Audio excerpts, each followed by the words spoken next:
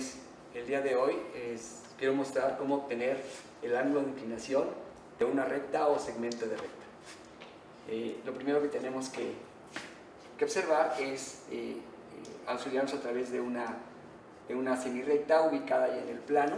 En este caso, ¿sí?, la semirrecta es de A hasta B, ¿sí?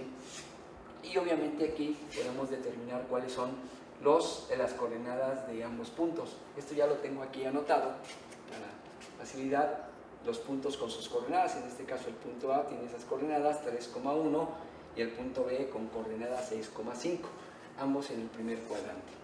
Lo que tengo que calcular es justamente el ángulo de inclinación. Para esto voy a requerir, ¿sí?, determinar cómo obtengo el ángulo de inclinación de una recta. Lo primero que puedo hacer con esto es observar que si yo traslado o extiendo la recta que va paralela al eje de las X desde el punto A hasta la coordenada X2 del punto que corresponde a la coordenada del punto B, y hago lo mismo de manera perpendicular con los cambios en las Y, puedo observar que esto es un triángulo rectángulo. Si quiero calcular el valor del ángulo alfa, que aquí denoté, ¿sí?, voy a tener que utilizar una función trigonométrica. ¿Qué función trigonométrica me incluye estos lados que ya conozco?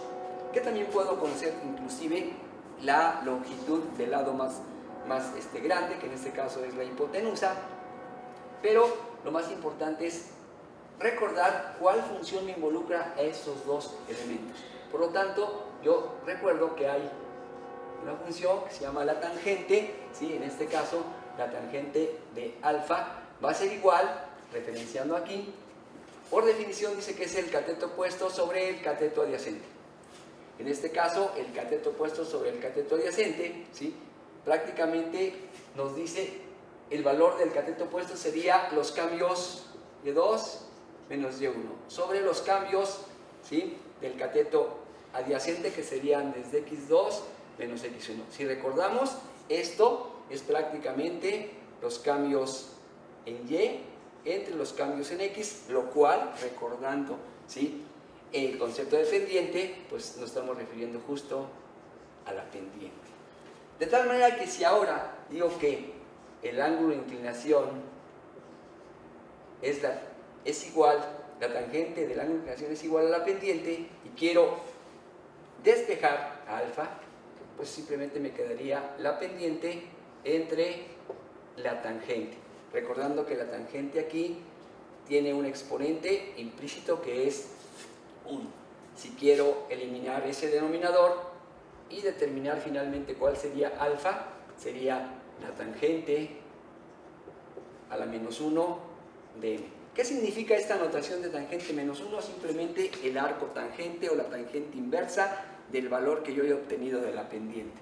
Por lo tanto, el ángulo va a ser igual al arco tangente, o tangente menos 1 como notación, del valor que yo haya obtenido para esta semirrecta AB, ¿sí?, el valor numérico de la pendiente.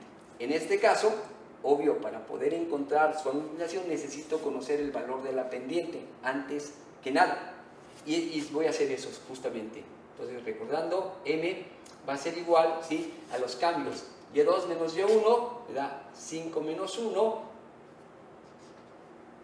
entre el valor de las X, X2 menos X1, 6 menos 3, ¿esto qué nos da? Nos da justamente que el cambio de las Y fue 4, el cambio de las X fue 3, es decir, la razón, ¿sí?, de los cambios es de los movimientos verticales, ¿sí?, entre los movimientos horizontales es 4/3. Ahora bien, una vez que tengo esto, basta con aplicar, ¿sí?, esta expresión, que sería el ángulo de inclinación va a ser igual a el arco tangente de el valor de la pendiente, que fue 4/3, ¿sí? Y esto nos dio, vamos a hacer el cálculo,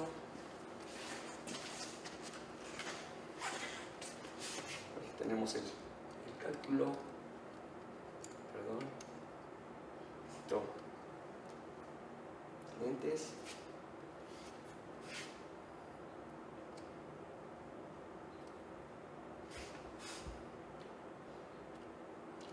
tercios igual a 53.13, podemos dejarlo hasta 2 dígitos significativos, grados. Ese es el valor de mi ángulo de inclinación. Entonces, que alfa nos quedó con este valor, 53.13 grados. Esta es la inclinación que corresponde a una pendiente, ¿sí? La pendiente fue igual a 4 tercios, ¿sí? Es una pendiente que es positiva, por lo tanto, la gráfica de esa semirrecta va en ese sentido, creciente, crece. Siempre que encontremos una pendiente, su valor numérico, ¿sí? La gráfica correspondiente a esa recta o esa semirrecta será de manera creciente. Y los ángulos de inclinación, simplemente para concluir, pues va a ser la tangente inversa de ese valor numérico. Ese es un ejemplo muy sencillo de cómo obtener el ángulo de inclinación de una recta a través de encontrar primeramente el valor de su pendiente.